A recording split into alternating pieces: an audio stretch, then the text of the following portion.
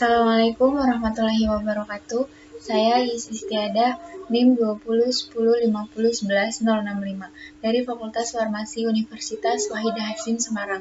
Saya akan menyelesaikan kasus dari mata kuliah Praktikum Statistika Farmasi. Pada percobaan 4 ini, kita mempelajari tentang uji T berpasangan, uji T tidak berpasangan. Uji T itu digunakan untuk menentukan apakah dua sampel yang tidak berhubungan memiliki nilai rata-rata yang berbeda. Uji T berpasangan itu uji parametrik dengan syarat parametrik harus terpenuhi terdistribusi normal. Syarat uji T ini ada dua, yaitu data harus terdistribusi normal dan data tersebut harus homogen. Normalitas pada uji T ini ada dua, yaitu yang pertama Kolmogorov dan Shapiro-Wilk. Syarat dari data terdistribusi normal itu nilai signifikannya harus lebih dari 0,05. Bagaimana jika kurang dari 0,05? Berarti kita harus melakukan uji Wilcoxon dan Mann-Whitney. Langsung saja, di sini sudah ada kasusnya, bisa dilihat. Langsung saja kita masukkan data dari kasus ini ke SPSS. SPSS yang saya gunakan yaitu SPSS 20.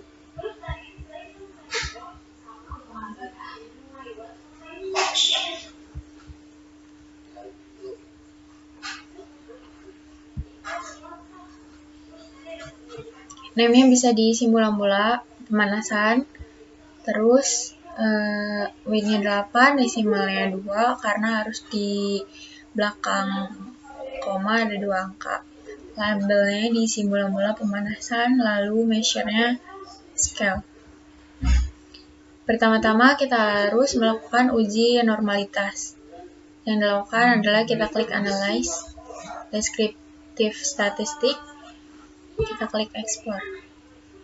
Independent list, semuanya itu masuk ke dalam independent list, kita tukar, masukkan ke dalam independent list mula-mula sama pemanasannya, lalu kita klik plot,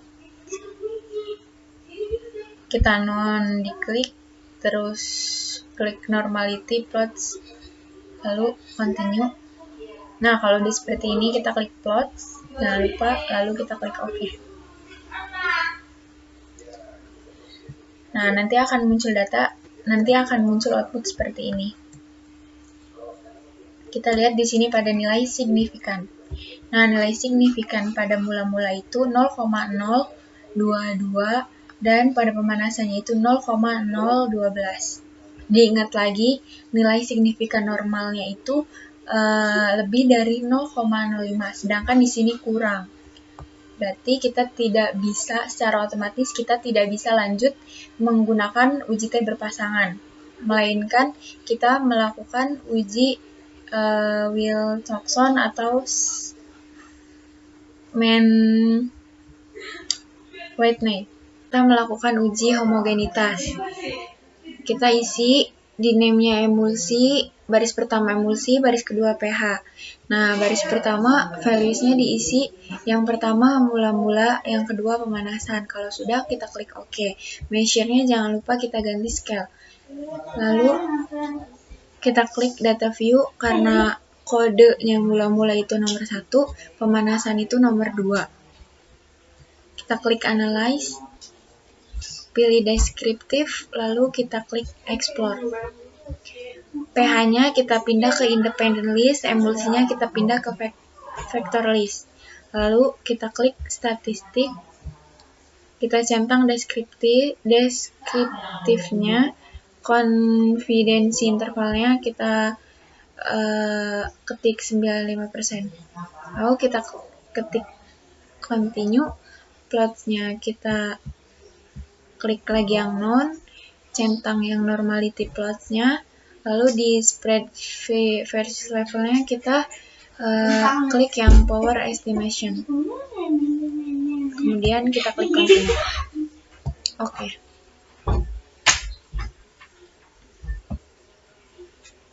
nanti keluar data output seperti ini. Kita bisa lihat. Oke, lanjut. Setelah kita melakukan uji homogenitas dan normalitas tadi, lalu hasilnya itu hasil dari nilai signifikannya itu kurang dari 0,05. Maka yang kita lakukan itu harus melakukan uji Wilcoxon. Name kita isi mula-mula, baris keduanya pemanasan, seperti biasa. Lalu kita klik data view, kita klik analyze, kita klik non-parametric test, lalu kita pilih legacy dialog. Habis itu kita klik to related samples. Nah, mula-mula kita pindah ke test pairs variabel 1, lalu pemanasan kita pindah ke test pairs variabel 2. Test type-nya kita klik Wilcoxon, lalu kita klik OK. Data yang keluar seperti ini. 0,02 asin signifikannya. 0,002 sebenarnya. Selesai kasus 1. Kesimpulannya kita bisa lihat dari data nilai rata-rata. Nilai rata-rata mula-mula itu nilainya 4,5475. Sedangkan nilai rata-rata pada pemanasan itu 3,9708. Berarti di sini nilai rata-rata mula-mula lebih besar daripada nilai rata-rata pemanasan, yang berarti bahwa pemanasan mempengaruhi pada pH emulsi. Kita lihat kesimpulan dari uji Wilcoxon. Setelah kita melakukan pengujian homogenitas dan normalitas, nilai signifikannya tidak terdistribusi normal, padahal dari perlakuan pretest dan posttest untuk T berpasangan, tapi tidak memenuhi asumsi, sehingga kita lakukan uji Wilcoxon atau uji non-parametrik. Nah, uji Wilcoxon itu bisa dilihat nilainya bisa dilihat di asim signifikan two-tailed, yaitu 0,002, yang artinya memenuhi adanya perbedaan. Maka dapat disimpulkan terhadap perbedaan yang signifikan antara pH emulsi mula-mula dengan pH pemanasan. Sehingga dinyatakan bahwa pemanasan berefek pada pH emulsi. Sebuah media massa menyatakan bahwa kadar pemanis buatan jenis sakarin pada minuman merek impor lebih tinggi daripada merek lokal. Seorang mahasiswa farmasi melakukan penelitian untuk mengkonfirmasi pernyataan tersebut. Mahasiswa tersebut mengumpulkan sampel minuman merek impor dan lokal, kemudian menerapkan kadar sakarin dengan kromatografi cair kinerja tinggi. Hasil penelitiannya sebagai berikut. Langsung saja kita kerjakan uji normalitas. Pada variabel view, kita isi name pada baris pertama lokal, pada baris kedua impor. Labelnya sama, baris pertama lokal, baris kedua impor. Jangan lupa measure-nya diganti dengan scale. Setelah data sudah dimasukkan semua pada data view, kita klik analyze, descriptive statistik, lalu kita klik explore. Semuanya kita masukkan ke dependent list. Lalu kita klik plot, klik none, checklist normality plots-nya, lalu continue. Ini kalau udah selesai keluar outputnya, kita bisa lihat nilai signifikan lokal dan impor. Nilai signifikan impornya itu di sini lebih kecil, kurang dari 0,05. Berarti kita bisa simpulkan bahwa nilai signifikannya itu tidak normal, tidak terdistribusi normal. Setelah kita melakukan uji normalitas, selanjutnya kita melakukan uji homogenitas varians.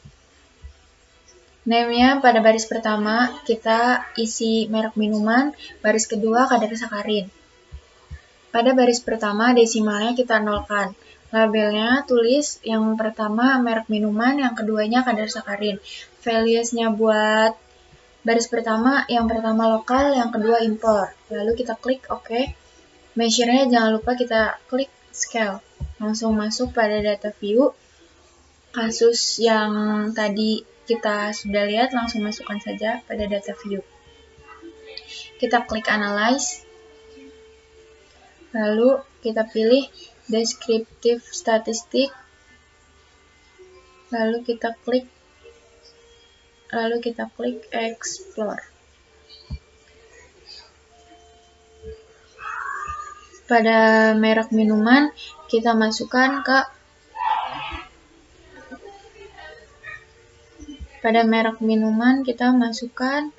ke factor list.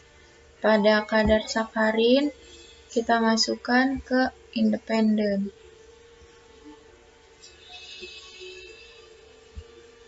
Kita klik start. Kita centang yang deskriptif. Lalu confidence intervalnya 95%.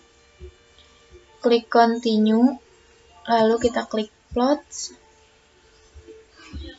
kita klik none.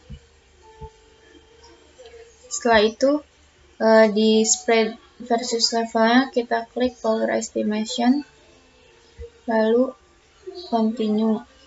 Setelah itu kita klik OK. Bisa dilihat nilai kadar sakarin rata-ratanya itu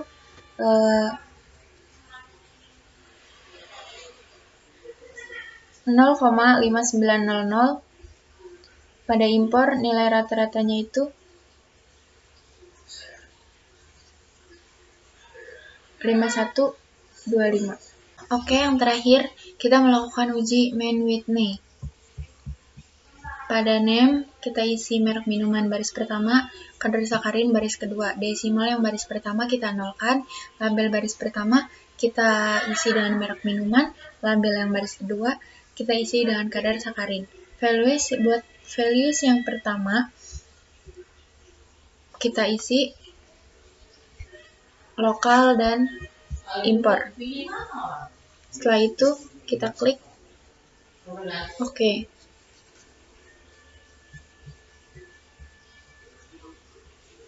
Measure-nya jangan lupa diganti scale. Langsung saja seperti biasanya kita klik analyze, lalu kita klik non parametric, kita klik legacy dialog, lalu kita pilih to independent sample.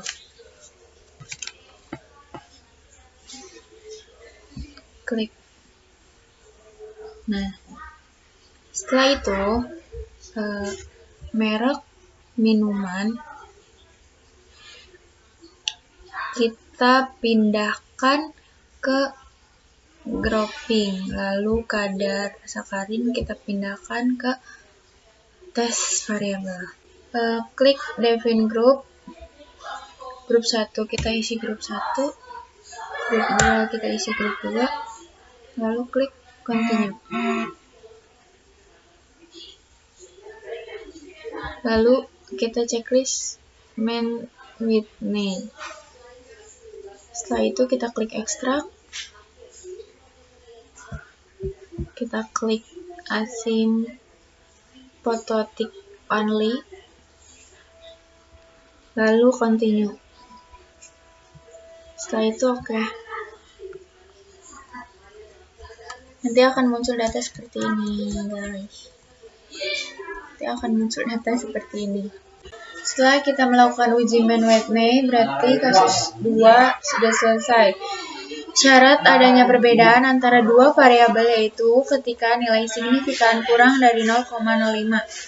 Tidak terdapat nilai yang signifikan antara kadar sakarin minuman merek impor dengan sakarin minuman merek lokal.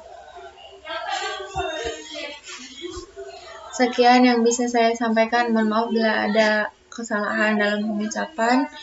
Terima kasih. Wassalamualaikum warahmatullahi wabarakatuh.